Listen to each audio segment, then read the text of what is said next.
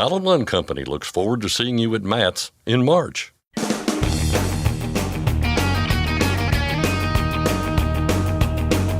OOIDA, representing America's truckers since 1973, presents Landline Now with your host, Mark Reddick. The requirement that small businesses file beneficial ownership information is back on, and it's been a complicated and confusing journey. Tyson Fisher of Landline Magazine joins Scott Thompson to discuss the latest. The conditions are right for a freight recovery. Motive's first quarter economic outlook report includes a number of positive indicators. Hamish Woodrow, Motive's head of strategic analytics, runs through the data for us. Carrier vetting services, already a problem for many owner-operators, are now asking some drivers for information right off their ELD. I'll discuss the problem with Tom Crowley and Aron Lynch of OOIDA's Compliance Department. And finally, we're into what's considered a transitional month for the spot market. Rates are down a bit, but according to Brent Hutto of Truckstop, they should soon start to come back up at the end of the month. And now, here's Scott Thompson. Thanks, Mark. It appears that the saga that has developed around beneficial ownership information reporting is nearing an end. Maybe. Another federal court has lifted a second and final injunction against the requirement, meaning the wheels are back in motion. Joining us now with the details is Tyson Fisher, who's been covering the story extensively, closely, exhaustively for Landline Magazine. Tyson, good to see you. Yeah, thanks for having me. We're going to get into the implications here in just a moment and what it means for our listeners and our readers. But let's start with the latest development here. This federal court in Texas, I believe, lifting a second injunction against the Corporate Transparency Act.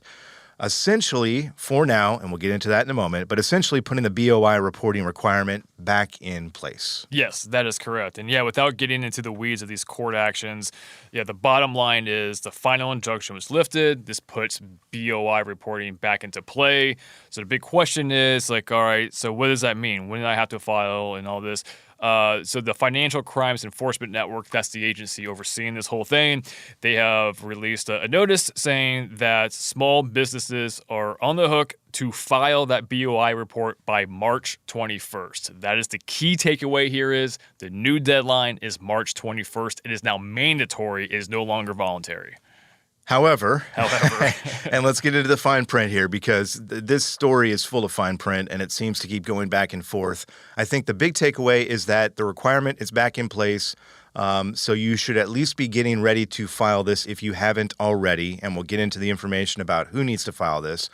But again, there's that fine print. There is uncertainty out there about whether March 21st, I think, will be the final date.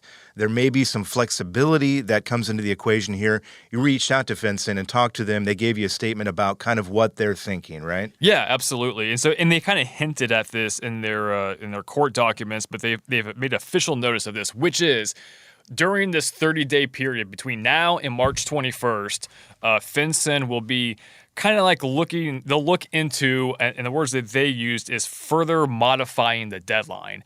And so what that means, we don't know. I don't think they know what that means at this time. Sure. But what they're looking at is to basically focusing the enforcement of this rule on who they would consider to be companies who pose the most national security risk, while relieving the burden on low-risk entities.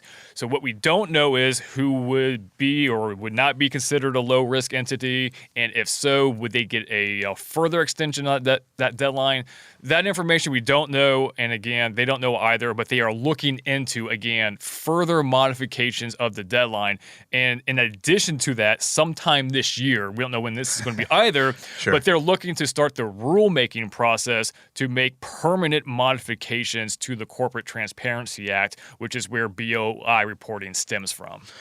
You talked about low-risk entities, I think is Yes. the phrase that you used there. That may, again, may being the key word here, apply to a lot of the people listening to this right now. The filing requirement as it stands right now for small businesses that employ fewer than 20 employees and are incorporated, that's a key part of this as well. However, that may change moving forward here because we don't quite know. We should kind of talk about the process, because I think at this point people are going to, if you haven't done this already, you probably should at least look into what it would be.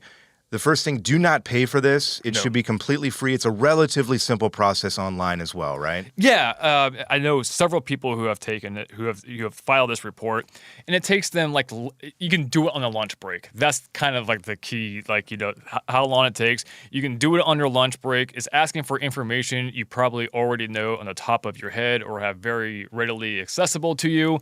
Very quick, very easy. And so with that being said, if you're against this for, let's say, privacy issues and you're just holding out to that possible extension of that deadline, you can hold them until March 20th and do it on your lunch break on March 20th if you wanted to, for example. So it doesn't take very long. So to your point, though, if anyone is coming at you saying, hey, this is a big deal, we will file for you for $100, $200, $500, whatever it is. Don't do it. Just don't do it, because you can do this, like I said, practically in your sleep. Yeah, and it's all online. fincen.gov/BOI is the website that you want to go to there for information about how to file this, what information they're looking for. You can do it there as well.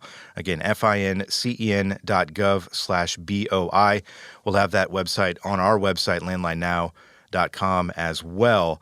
But again, and I want to emphasize this because this has been such a cluster of going back and forth and confusion.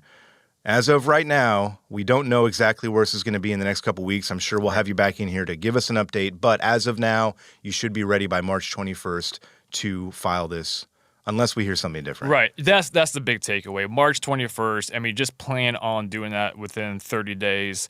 I know there's still court, cases going on that can throw more wrenches into the works here. But like right now, I wouldn't even focus on that. I wouldn't even think about that. Like, I can give you some more details on those court cases. It's going to do nothing but confuse you even more. So this is why I'm trying to stay away from mentioning that. So the only thing I want to, again, just to further emphasize that, March 21st, you got to get that BOI report in by then, until we tell you otherwise. Yeah.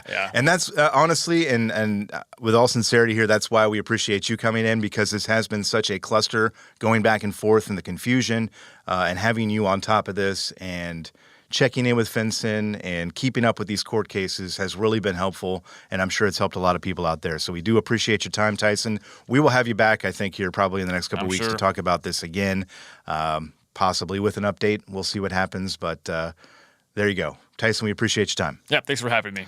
We'll stay on top of that story. Again, landline.media. You can read Tyson's story on that there. Landlinenow.com is the place to go for the link for that FinCEN website if you want to file that BOI information. Before we go, two more stories to tell you about here. Diesel prices rising last week. The Energy Information Administration says the national average was up just over a cent to $3.67 a gallon. The largest gain by region was seen on the East Coast, where diesel was up 3 cents. The biggest decline, about 2 cents, in the Rocky Mountain region. And also, the electric truck company Nikola has filed for bankruptcy. The struggling company says it will liquidate its assets. That's Landline Now News for today. Mark, back to you. Thanks, Scott. Congratulations to Marty Ellis of Carl Junction, Missouri. He's received the OOIDA Safe Driving Award for 31 years of safe, accident-free driving. That's the equivalent of a car driver going 233 years without causing a single accident. And speaking of Marty, starting Tuesday, Marty and OOIDA's tour truck, The Spirit of the American Trucker, will be at the TA Express in Jonesboro, Arkansas.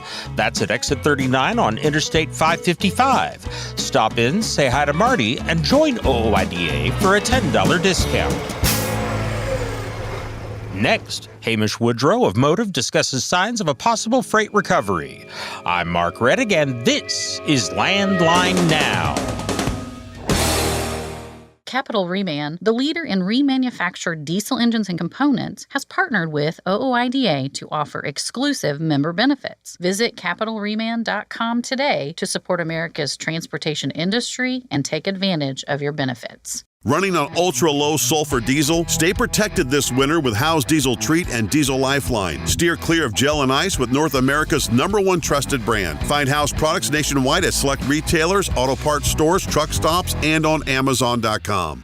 It's tested and proven. Burn 2.1% less fuel when you balance all wheel ends with Centromatic. Call 800-523-8473 to get the OOIDA discount. Welcome back to Landline Now. We have been waiting and waiting and waiting for the freight market to turn around, and there are signs now that it's finally happening. Motive recently came out with its Q1 Economic Outlook report, and it's full of optimism. Joining us to break it down is Hamish Woodrow. He is the Director of Data Analytics at Motive. Hamish, thanks for speaking with us. Thanks for having me on. We got a lot to get to here, and before we get to the data here that's kind of dictating some of the optimism that we're seeing and hearing out there, can we talk a bit about how you come up with that data that kind of, again, dictates our mood? I know Motive is looking at a number of indicators to come up with these assessments, obviously. What specifically are you looking at? What specifically, I guess, is really standing out to you right now? Yeah, sure. So a little bit on how we come about on the report. So we track more than 1 million devices moving around North America. And through that data, what we really are looking at is activity, especially within the trucking market. What does activity look like? So we're looking at ports, how many trucks are visiting ports. We're looking at the top 50 retailers in big box retailers in the US and looking at how many deliveries are happening at their warehouses.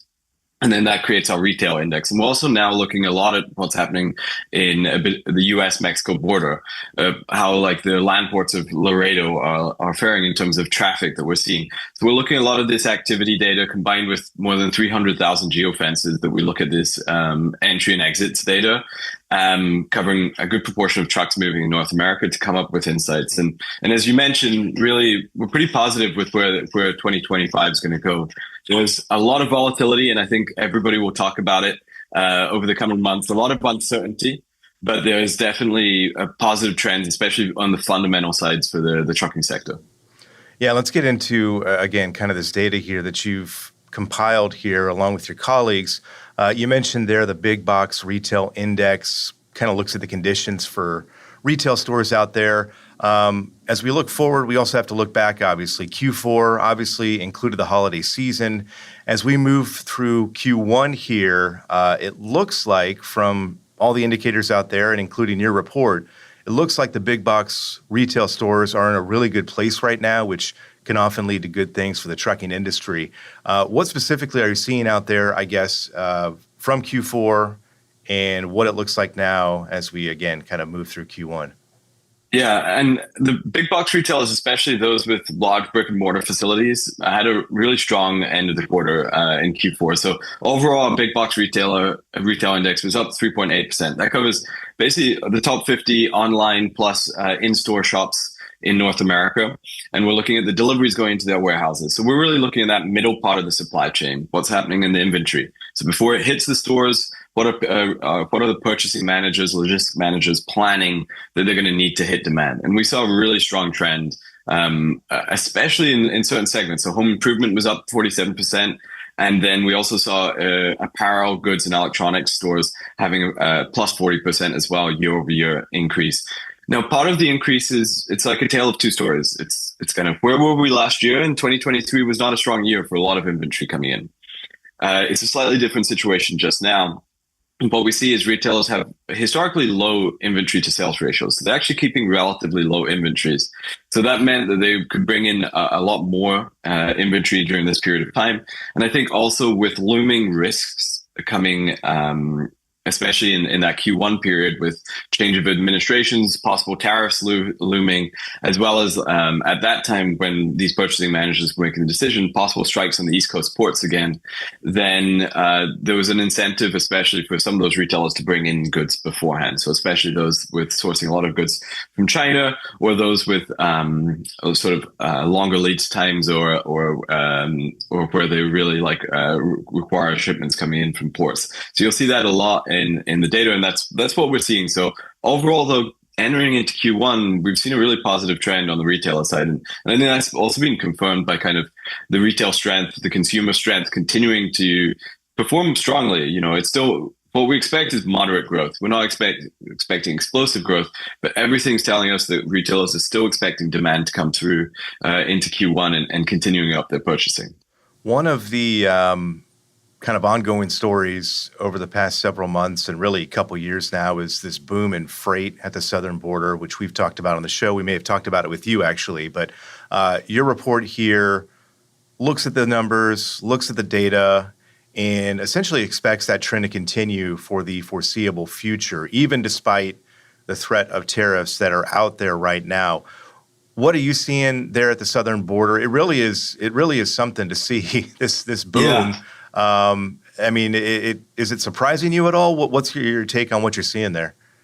No, and just to give you an idea, we're seeing close to 30%, 28.5% increase year over year in the traffic that came through just the Laredo, one of the biggest ports of entry, with about 40% of goods coming in by truck.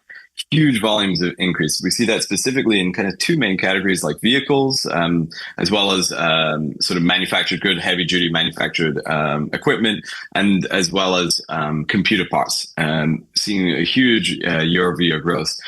And in a way, it's not surprising. The amount of foreign direct investment that has gone in really since the 2018s, 2019s into Mexico in establishing manufacturing facilities, in establishing distribution centers, et cetera. These are essentially coming online and starting to fuel this growth trend. And this is part of the diversification strategy that really existed in 2017. I think if we look at Mexico overall, since 2018, they've grown about 19% in terms of total trade with the U.S. I think if you look at China, it's gone down 18% during the same period of time. And so, the reality of the market is that the goods are moving elsewhere, and Mexico is not the only one to benefit. We've seen that elsewhere. You'll see many countries in Southeast Asia seeing growth as well in trade, as well as the likes of Colombia as well, bringing goods to the U.S. So we've seen more diversification. Mexico's definitely benefited. And what we're seeing now, and the reason we expect it to continue, is a huge amount of investment has gone into manufacturing centers. And these, as they come online, will continue to provide that sort of tailwind to the industry of more goods coming from south of the border. Another thing that stood out to me in this report, you noted, and this is important, I think, that fewer carriers exited the market in the fourth quarter of 2024. So we're seeing some equilibrium beginning to take shape there. Based on that metric, the number of carriers entering and exit the market, what can we read into that? And I think it kind of all folds into this conversation about us turning a corner finally. But what does that tell you when you see that information there? Yeah. So 2024 was overall a year where I'd say we were a bit in the doldrums. Like we were just like hanging around in this sort of state of equilibrium where like the industry was still contracting to a certain extent, but at a much slower rate than we'd seen kind of in the previous months. And that came true in Q4, where we saw about 3,800 carriers exit the market on a net basis. And that was about a 67% decrease year over year. So it's a huge reduction from where we were in 2023. And we're kind of at the point that we're treading water and waiting for like rate improvements. Now, what we saw already in the first month of this year is a really positive trend to new carrier growth. So we saw about 8,800 carriers set up in January. Really positive trend to new carrier growth starting out in the year. And we generally see that as a seasonal trend as well, but it's above even what we saw in 2023 and 2024. So there's some positive trends with new carrier entrants. I think the economic environment that drove so many carriers out is kind of moving away, and we'll start to see rates go up, progressively through, I think, this first half of the year. And I actually think the biggest positive trend we'll see is in the back end of the year as we move into many industries' peak seasons. We've just reduced, there's more than 50,000 companies that have gone out of business during this period of time. It's been a lot of hurt for the industry. But we've reached that point that the capacity, and assuming the U.S. stays strong, demand stays strong, the trucking sector has a lot of potential to grow very strongly in the back end of this year.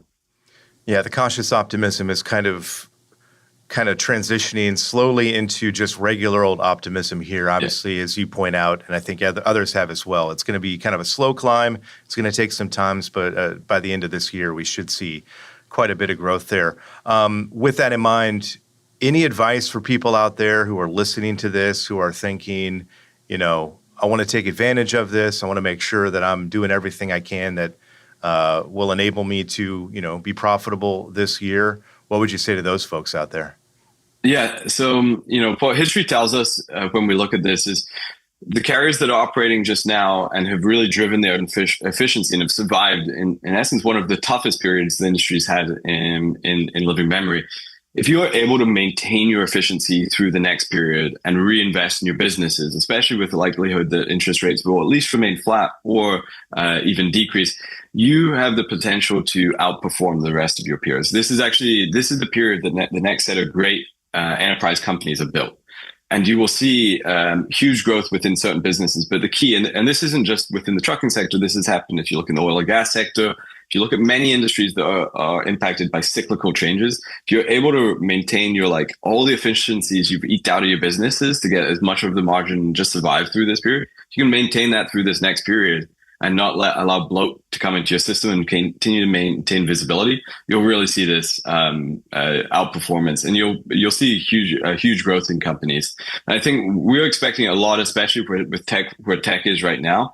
Companies that are especially tech forward and can grow without increasing massively their operating costs and maintaining the efficiency of the business. Those companies that figure out how to scale efficiently, you'll see some great companies come out of this period. And so a recommendation is for everybody is, as much as when the temptation is when rates start to go up, is to start spending in other areas and loosening the belt a little bit. It's important, if you want to think about the long term of your business, is to really use this period to grow and reinvest as much as possible in your business. And then you will definitely reap the rewards come a few years down the line. Yeah, if you've weathered the storm this long, just hold out a little longer. We're getting there. Hey, Hamish, before we let you go, I wanted to ask you real quickly about the West Coast, California in particular, which recently walked away from its ambitious, controversial advanced clean fleets rules. It really does remove a barrier for a lot of carriers out there who are worried about meeting those requirements. Are you sensing relief from those you speak with about, how this would have affected them? What does it do for the California market in general as well? Yeah, I've heard general optimism or positivity around it. I think it's a good thing that ultimately, it's been pushed back and scrapped overall. I think, it would distort a lot the market. I think that's the feedback we're getting. It would make it very hard sometimes to operate. It would, some of the regulations would have been really tough to achieve and would have made it much tougher for certain fleets to operate in California. And so I think in general, especially in the environment where the industry isn't doing super well right now and is really waiting for positivity, it would have been something that would have kind of hurt growth. And I actually think organically you'll actually see a lot of fleets move to fulfill, I guess, the sentiment behind the bill. But you're already seeing it in most metropolitan areas with medium duty vehicles, where there's a large transition, and it's on a cost basis as you replace fleets, and it's a business decision. I think we'll continue to see that happen. But overall, there's a lot of positivity coming from, I'd say, not the move away from enforcing this over this time period. Positivity. I mean, I got to say, after the last few years, it's nice that we've got some positive things happening finally that we can talk about and smile about a little bit and kind of breathe a sigh of relief for sure. Hamish, I know you're going to continue keeping an eye on all these things, and we'll certainly reach out to you again and bother you when the next QT report comes out and anything else that you're working on. We appreciate your work and appreciate you coming on the show and speaking with us. No, thank you very much, Scott. That again was Hamish Woodrow, head of strategic analytics for Motive. Motive does have a host of resources available for those of you who want to keep your finger on the pulse of the freight market and maximize your capabilities along the way. Many of those resources can be found on Motive's website at gomotive.com. Thanks to Hamish for his time and for sharing his insights with us today. And thanks to you for listening. We've got more show coming right up, though, so stick around. Landline Now is back in just a moment. Are you tired of the IRS following you around like a dark cloud? Call 888-557-4020 and get your life back. At Truckstop, we built a better load board for carriers like you. Sign up today and access over 600,000 loads on the most trusted online load board. Learn why the best in the business rely on Truckstop to make more money and start driving your profit today. Landline Now. Welcome back. Many truckers have found themselves having trouble getting loads after being caught in the web of so-called carrier vetting services. Now, some of those very services are asking drivers for some very important information. Here to discuss that and more are Tom Crowley and Aron Lynch of OOIDA's Compliance Department. Guys, thanks for joining me. Thanks for having us, Mark. Thanks as always, Mark. Glad to be here. Well, glad to have you here because this is a pretty important issue. We've apparently got some of these services that are asking drivers for their ELD data. And I think maybe first we should talk about kind of defining for people maybe that haven't run into these yet, although a lot of them have. What are these carrier vetting services? I mean, what is it they do? Who do they work for? Well, these carrier vetting services, and I would have to say that most small carriers have at least heard of them, if not been slapped in the face with them. I mean, they're basically, they work for the brokers. They work on behalf of the brokers in doing what they say, vetting the carriers or showing that the carriers are real. Now, this is based on this, freight fraud apocalypse that's been going on for quite some time. To prove that the carrier actually has equipment, that they are actually a real carrier and are looking to haul freight and this type, as opposed to some fraud going on out there where somebody wants to steal the freight or double broker it out and have somebody else carry it and not pay for it. Just there's any combination of fraud that's going on. And so these vetting companies are supposedly, for the brokers, a way to battle this. Now, they've been asking for this ELD data, and I guess the first question I have is, why? What are they going to use this for? Because anytime people ask for that kind of data, when they're not normally one of the people that gets it, I get very suspicious. I mean, what's going on here? Why are they doing this? Well, there's not really a great reason that I could give you that they ask for it. I have my suspicions that they want to track your information and sell off your information. If they're able to track your ELD, then they're able to see where your location is. And then, like Tom alluded to, the broker is their customer. They're able to give that information over to the broker, and that can, control the rates. Yeah, and I got to say, part of it has to do with, like I said, they're trying to verify that you are a carrier.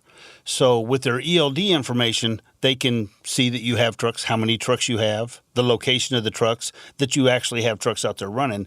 And then, of course, in that, they get all the location information. And that goes back to what Aron was talking about. I mean, information is gold. If you've got all the info and if you have all the knowledge, I mean, you have all the power. Well, and data mining yes. from all kinds of things on the internet. I mean, there's an expression I heard, and it was in reference to social media. If you're not the paying customer, then you're the product. Yes, I agree with that. And they're 100%. selling you. Well, and there's personal data or business data on there that's valuable. It is worth something in today's technologically savvy age. So. I'm curious if there are some particular instances of this that you guys have heard of or particular stories you've had from truckers that have called in about this. Can you relate any of those particular situations to us? Yeah. I mean, it starts with a vetting service. An individual or a motor carrier, small carrier, calls up a broker, says, hey, I see you have this load posted. I'm interested in this load. The broker says, well, yeah, we got this load. Who am I talking to? And they shoot them a name, a DOT number, MC number. And that broker said, oh, well, you're not set up in our system. You're not set up with our vetting service. Now, the motor carrier saying, wait a minute, I hauled for you guys last week and last month and, last year. I've been hauling for you guys well, I know, but now we're using these vetting services and it's got to go through this and you've got to be approved before we can use you. So the motor carrier said, all right, whatever, So the broker sends them a link or some information to what service they want to use, and there's multiple $1 million of these vetting services out there. There's all kinds of them, if 10 or more that have just popped up in the last couple of years. So the broker sends them a link to it. The motor carrier follows this link and goes to this place and provides them with their information. Well, the vetting service, now they want more than just your basic information, more than just your motor carrier and your DOT number. They want your VIN number. They want, in some cases, they want to see a license. They want to see your registration to your truck. They want to tap into your ELD information. They want basically everything that says you are you, they want access to.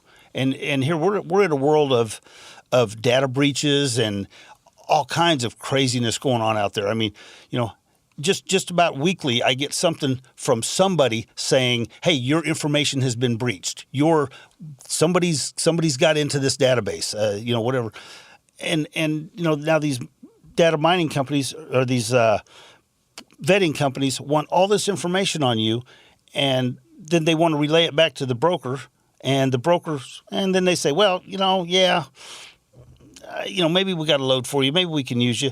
And then something else comes up. I mean, then there's the instance of not enough inspections. So here you've proved who you are, yet now they're saying, well, you don't have enough inspections, or just any.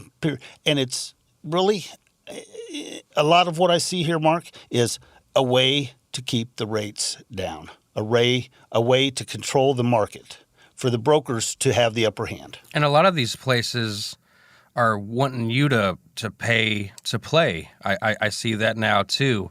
You're providing the service, but they want you to pay to do their onboarding process, or they have another system in place for the functionality on the carrier side that they want to charge you a monetary amount for. It's all ridiculous. It seems to me that the carrier has all the blame is for all this fraud in the industry has been placed at the feet as the fault of the carrier, and nobody wants to talk about the other one or two sides of this thing. And there's a lot of money in it, and it's awful. I can't stress enough that don't give people your information. That's not okay. That's not what the ELD was set up for to begin with. Now, that's something I actually wanted to ask you guys about, because I remember very specifically when the ELD regulation went in that it said right there in the reg that this is to be used for hours of service tracking and enforcement only. That's what the feds use it for. That's what it was designed for. And if you recall, a lot of OOIDA's lawsuit and argument with the FMCSA over this was about the privacy issues. And basically our lawsuit was booted saying, that's not going to be an issue. Hey, don't worry about it. Well, here we are. Our lawsuit got booted. The ELDs came in, and look, the privacy is massively an issue. And the fraud and all this that goes on. So, yeah, and it's funny, the ELDs, when they came out, because like you said, they were for tracking of hours of service. It wasn't long, and all of a sudden IFTA was involved because people wanted to, if I got to pay for this thing, I guess it should track my IFTA. And so then there was a lot of, scuttle about the IFTA because it didn't meet the IFTA requirements. It only met the FMCSA requirements. Well, now we are so far past that. I mean, the ELD, there's the telematics aspect of it. There's you talk about having somebody babysit you or looking over your shoulder when you're in a truck. I mean, it's there. And now it's just an integral part of trucking, and it's a shame. I can see this to an extent. I'm not saying that I'm in favor of it, but if you are a company driver employed by a carrier, I can see that carrier kind of micromanaging people in that way. I'm not a fan of that, but I can see that it would happen. But what bothers me here is the whole idea is these are independent contractors. They're supposed to be making these decisions to be independent contractors, and it seems like a lot of these brokers are just wanting to treat them like employees. Yeah, you're very, very true there. And just to back up a little bit, this was part of the whole ELD issue to start with, was motor carriers wanted to use ELDs as management systems for their fleets. That's fine for big motor carriers. And they pushed it because they didn't want the small carrier, the independents, to have any opportunity or any advantage that they didn't have, even though it was self-imposed on the big motor carriers. But then right on down to the line to where we're at now. It is absolutely a management system. It is a way coercion. The FMCSA come out with these coercion. No coercion. You can't coerce a driver to break the rules and regulations. Tell me these drivers don't feel pressure to deliver on time, regardless of road conditions, regardless of other obstacles throughout their days. Tell me these drivers don't feel, owner-operators don't feel the financial pressures of these brokers that they know if they don't deliver on time, no matter what happens, there's nothing in a contract, in a broker-carrier contract, that allows for a truck to break down, that allows for a driver to be sick, that allows for a driver to be human, really. Yep. And that's the thing. So it all comes down to that. It all comes down to managing the motor carrier, managing the driver. Yeah, they don't have to pay him as an employee. They don't have to provide benefits to him as an employee, but they sure can screw him. I mean, if they step out of line at all. I mean, they even have a rating system on some of them. I've seen screenshots where you'll start the day at 100%, and every little wrong move you do, every time you yawn, every time you get too close, click. That percentage goes down and shows you how great of a driver you are that day, or how great of potential risk. Yeah. Well, and that goes to a lot of things in the system where they're saying, oh, you're not as good a driver because of this. And, of course, a lot of that has absolutely nothing to do with actual safety and actual driving skill. No, there's no doubt about it. And the way the system is set up, even some of that driving skill is diminished by trucks that tell you how to act, that road departure and lane departure systems and crash mitigation systems. I'm not saying these are bad systems, but do they not dumb down the driver? Do they not take away some of what the driver does? When I was out there, when I started driving in the 80s, I was dependent on to get in a truck, several $100,000 worth of truck equipment and get from point A to point B, on my own, to make this happen. And now, the industry has really, really come around. I hear you. There is one other thing. There was a flurry of emails about this that kind of bounced around, and one of them I saw said that some ELD providers are balking at this. They're saying, no, we're not going to share this trucker's data. Have you heard that? Is that happening? And do we know why the ELD providers are actually balking at this? There are some that do not want to share this data because, well, it's not the way it was intended. It's not the way it was set up. It's not what the ELD providers were told that the system would be. So they're having problems with, but they're having a lot of throwback at them, because now if they don't provide information to some of these carrier vetting systems, well, then they got people dumping their system, saying, no, I got to go to this other one over here because my broker won't, my broker's vetting service won't work with my current ELD provider. So, it's getting ugly for some of these providers that are trying to stand their ground too. Okay.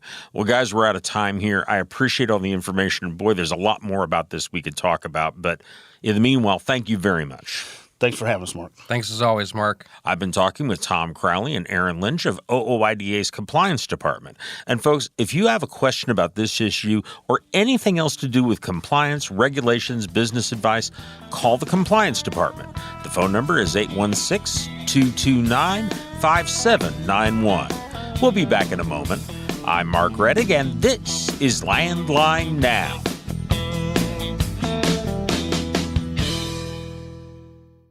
Since you started, what you've loved about trucking is the freedom.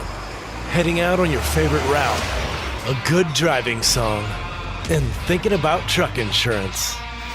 Well, maybe not that last one. That's why we're here. At OOIDA, we have a full range of truck insurance products, expert advice, and great customer service, helping you get the right coverage for your operation. Go to OOIDA.com, because your job is to drive. Our job is to help with everything else. Landline Now. Welcome back. If you're hauling freight and running your own business, you need to keep track of some basic facts and figures that can determine whether you succeed or fail. And that includes finding the freight and how much money you can make hauling it. Today, Landline Now's Ashley Blackford will bring us some of that information and get some insight as to why things are happening with the folks from Truckstop.com. Here's Ashley now with a report. Thanks, Mark, and hello to Brent Hutto with Truckstop. Brent, let's jump right in and look at the current market conditions. Well, yesterday Monday was President's Day, and my theme is Hail to the Chief, and I didn't know this, that was adopted in 1954 to be like the personal song of the president, whichever the sitting president is. But it's actually a Scottish song that was written by a guy named Albert Gams in 1812, and so we just adopted it. So it's kind of cool. But I kind of chose it because I thought about leadership, and I thought about how important owner-operators and small fleets are to the trucking industry and hauling freight. And probably most owner-operators and small fleets don't know this, that of the full truckload, long-haul freight, which is the hard stuff, the stuff to carry, they haul about 30 to 40% of all of it in the United States. And most people don't know that the leadership that owner-operators and small fleets provide for the freight community is incredible, and how valuable they are to that segment of freight, by the way, which is the largest part of freight that's out there, about how valuable they are to getting that moved. And so I just want to make sure I put that in the owner-operator's mind, because they're super valuable to this marketplace. And sometimes that's not expressed well enough, but I know OOIDA feels that way, and I want to make sure they know Truckstop feels that way too. But the marketplace, actually, it continues to kind of stay at a pretty good, what's called index pressure level. In other words, it's still beneficial to in the spot market, beneficial to the carriers that are moving that freight, because the pressure is still up, and it's continuing to increase. And what I mean by pressure is that it's going to be more favorable in rates and in freight availability to the carriers that move that freight, the owner-operators and the really small fleets. So the pressure kind of moved from 77 to 73, but it's still like 20 points. And I just remember, it's just a pressure index higher than normal. But load postings, which is what we all want, we need to watch every single week to make sure where are they against the normal. Well, they were right at normal, and I know I've been saying that the last few weeks. And you and I have been talking, and why do I kind of continue to ring that bell? Well, it's because it's important. It's important because if there's plenty of freight, there's plenty of opportunity for owner-operators and small fleets to do well in their business. Rates kind of stayed even from week to week, about 226 to 226. And I will always say this: remember, those are just posted rates. You need to negotiate those. You need to negotiate those, and you need to negotiate those. If you own a truck, you better be negotiating. And one of the things, and I'll talk about it later, is the sort of difference between contract freight and spot freight and the rates. And this is a really promising thing. I'm going to end on that.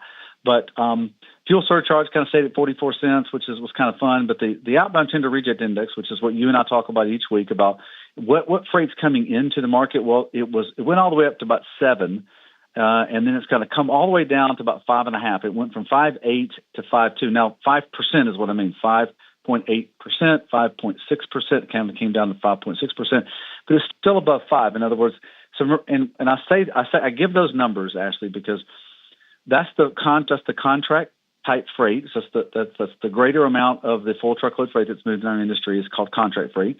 And that freight is moved by medium-sized and larger carriers. And so when they reject that, more of that freight comes in the spot market, which is going to continue to push rates up. And it's going to be a better rate year for owner-operators in the marketplace, no doubt. But those are kind of where we are presently in the marketplace. And but just kind of continue to have at least, moderate optimism on where things are going. What are some of the top regions and lanes from last week?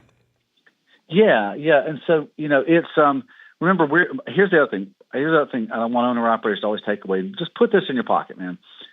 February is a kind of a transitional month. It's kind of those almost icky months where is freight up? Is it down? Yes. What's it doing? It's kind of moving all over the place because everything's getting agreed to in the end of February, in the end of January, and all through February. And what I mean by agreed to are all the contracts where it kind of sets how the marketplace is going to run. These are the bigger players that agree to these really large contracts. And that affects the spot market because it kind of moves the rates down a little bit through the middle of February, and then they start coming back up at the end of February. So just kind of watch that. So the load availability is just kind of up and down. It was normal from week to week. So, the Southeast continues to be a really good freight marketplace. It's probably more flatbed focused than anything. South Central was increased, but West Coast actually dropped. But it's year over year, it's up 20%. Mountain Central dropped 6%, but year over year, it's up 23%. So marketplaces are good. The only marketplace that's down year over year is the Midwest marketplace. But in the end, it's all about that one piece of freight that you're moving on that day. So Find that freight that's moving well in that area because there's always really good freight. Rates as well just kind of stayed even week over week, really no change in rates. And from a lane standpoint, some of the huge increases were, believe it or not, van, Miami to Tampa. So in inter-Florida haul, which is super, super unique, increased 21% week to week. And so Miami to Jacksonville. So it looks like some imported freight. Maybe that's to do with some of the tariffs. It's kind of because, remember, Miami's a port, some of that freight coming in. So that's on van. Flatbed, you saw big increases. There was a huge increase from Phoenix to Albuquerque. Been in both those cities, super great cities, increased 31% from 219 to 286. So the point I'm saying about this is that continue to look, understand the marketplaces, understand the change. Refrigerated had a huge change. Birmingham, my home stomping ground, where Brent Hutto grew up, increased from $1.73 to $3.03, a 75% increase, which is kind of crazy. But there's just unique things that are out there. But if you're the one kind of continuing to keep your eyes on what's going on in the market, you're going to benefit from it. All right. You usually have some words of wisdom for our listeners, owner-operators. What are some of those? I try to. Some of the things that I encourage all carriers, especially owner-operators, to pay attention to is kind of how's the U.S. doing in certain parts of what we produce as a country. Like industrial production is really important because industrials are sort of the hardline goods, the hardline things that are manufactured or produce coal, anything in energy, anything in automotive, anything in these really super large sections of our country. Well, the industrial production went up 0.5%. It doesn't sound like a lot, but it kind of is when you consider we've had a pretty good marketplace for the last almost 2.5 years. And so it going up in January is really good for our marketplace. Retail sales fell a little bit more than expected in January. This was a Wall Street Journal comment. I don't have the percentage on that, but more than expected is kind of like, what was it expected? Those are predictions. So I think the U.S. retail sales are still going pretty good when you look at what the Federal Reserve is doing with our rates. They're not cutting them anymore because they think that their estimations on U.S. consumers buying goods or just items that we buy for our everyday life, they're very optimistic about that. But one of the cool things about this is that what I look at the big market, then I look at the small market. So the big market, there's a great firm out there called Cass that is they're actually a bank. They're a funding bank, and they have receipts on about $80 billion of freight invoices in the freight marketplace.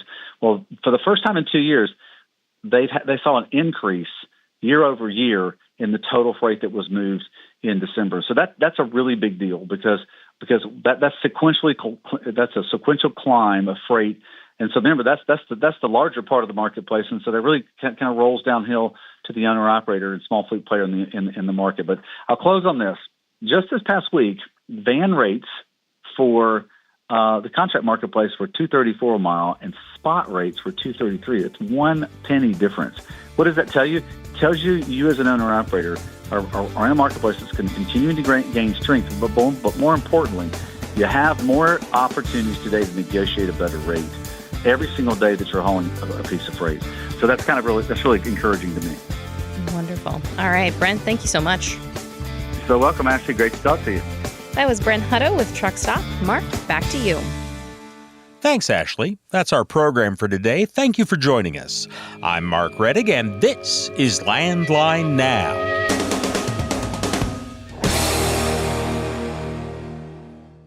Thanks for listening. Be sure to like and subscribe.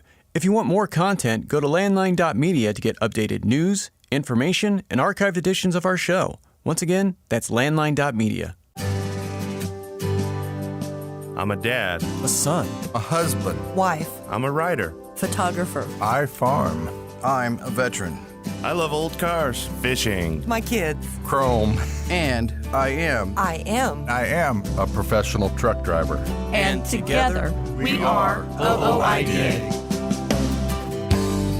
OOIDA was founded by truckers to stand up and speak on behalf of truckers.